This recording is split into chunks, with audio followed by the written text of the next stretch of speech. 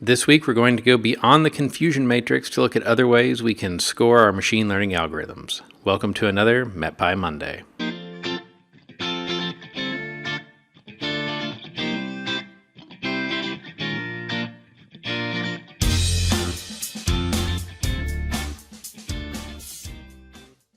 Hello, I'm John Lehman, a software engineer for Unidata. This week we're going to go a little past what we've done in terms of accuracy in the confusion matrix and look at some other things that we can use to score how our algorithms are doing. Some of these perform better on imbalanced data sets or help us optimize for what we want for whatever the use case for this is. Maybe we really value not having any false negatives.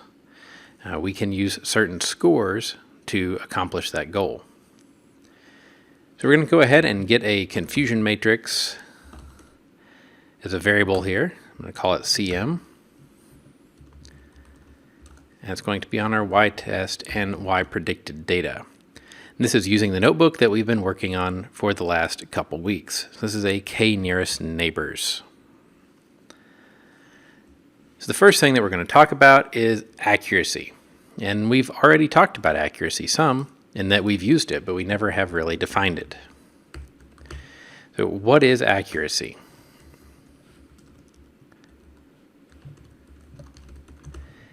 Accuracy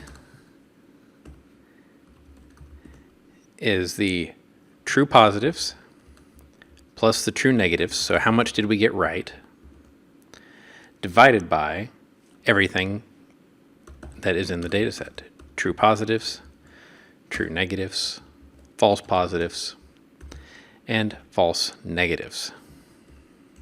So there's our formula for accuracy. So how many predictions out of the whole were correct is what this tells us. We've already talked about how this can sometimes mislead us, especially on things like imbalanced data sets. But let's go ahead and calculate accuracy longhand. From our confusion matrix, we're going to take the element 0, 0, the element 1, 1, so we're taking that diagonal, and then we're going to divide that by every element of the matrix summed. So 0, 0, 0, 1, 1, 0, and 1, 1.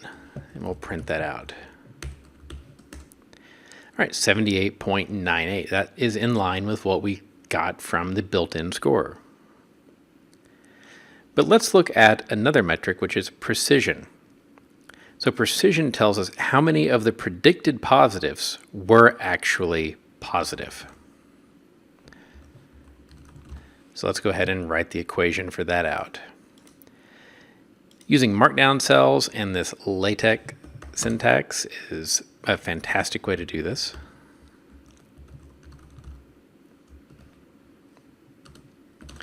All right, so precision is a fraction with true positives in the numerator and true positives plus false positives in the denominator.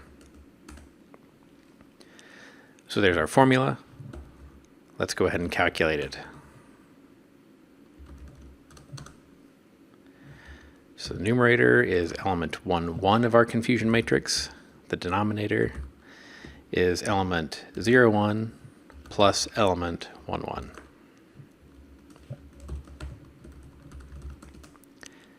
And we get a precision of 53.5. So when would you use precision? Well, like I said, it says how many positives are actually positive. So we're wanting to limit the number of false positives if we're optimizing for precision. And you may also see this in some of the literature referred to as the positive predictive value, or PPV. It's important to understand the strengths and weaknesses of all of these that we're going to go through, because they can be used to sell you an algorithm, because you can make any one of these numbers look pretty good or even perfect, as we'll see. But you really have to take into account the performance overall and what your use case is. All right, so what about recall? Accuracy and precision we're somewhat familiar with from our normal scientific training, but recall is most likely new. So the formula for recall is in the numerator of our fraction, true positives, and the denominator, true positives plus false negatives. So recall measures how many positive samples are captured by the positive predictions. So this means our goal is to avoid false negatives. We don't want to miss anything. We're okay with some false positives. You see, false positives are nowhere in this equation. In fact, precision and recall are somewhat opposed to each other. You can't really have both. You can optimize for one or the other, and it's what your goal is. Let's calculate recall. Element 1, 1 is our true positives. We divide that by the sum of element 1, 1 and 1, 0, that bottom row. And for our recall, we get 41.5. Not a fantastic score. And remember, we're wanting to avoid false negatives here. So we're not doing very good at that, which means in our case, the rain situation is what we're predicting as positive. When I talked about being able to sort of game seeing these metrics, remember if you predicted all positives, you would have perfect recall because we are not penalizing in any way for false positives. We're only penalizing for false negatives here. So that one can look very good depending on the situation. So if precision and recall have this trade-off and you have to balance them, one way we can do that is by looking at the F1 score. There are various F scores. F1 is probably the most common. So F1 score. The formula for the F1 score, F sub 1 equals 2 times the fraction of precision times recall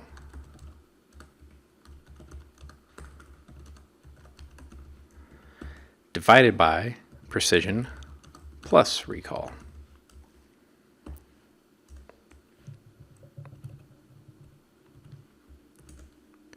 So here's our formula for the F1 score. We'll go ahead and calculate it.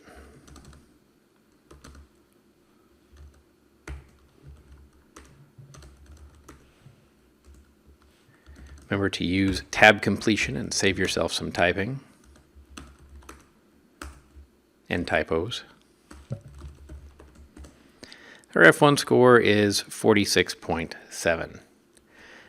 F1 scores do a really good job helping you not be fooled by imbalanced binary classification, which is exactly what we have here. We have binary classification, rain or no, and it's very imbalanced because most of the data set is the no rain case. So now that I've showed you how to calculate all these and we understand where they come from and what they are, we're going to look at, in the metrics module of scikit-learn, this function called classification report.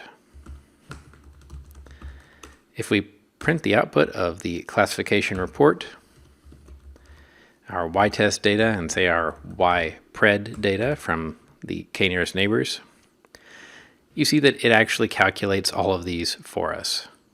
So we've got precision, recall, F1 score, and how many data points are supporting that.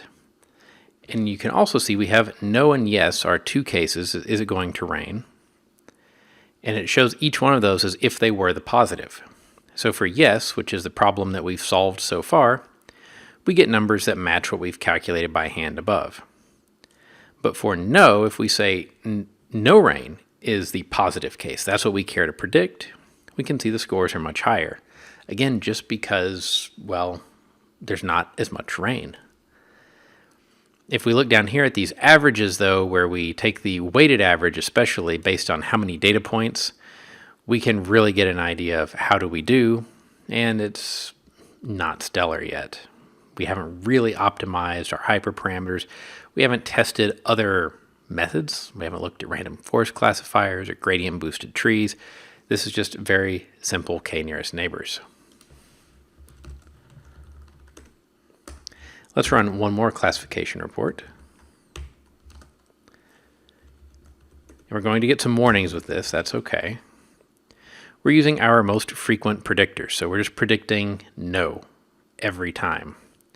So you see we score very poorly, with yes as the positive case because we never predict it. But look, we have a perfect recall. We have a very nice F1 score, but our weighted averages are actually still quite low. So again, this is how you can get something that looks very good. An F1 score of 87 actually matches up here in the no case. But you have to be careful, understand what's actually being shown. Classification report is a quick way to get an overview of all of these, and if you have many cases, it can still run that for each one of them being the positive case. I hope that you found this useful, and I'll see you on next week's MetPy Monday.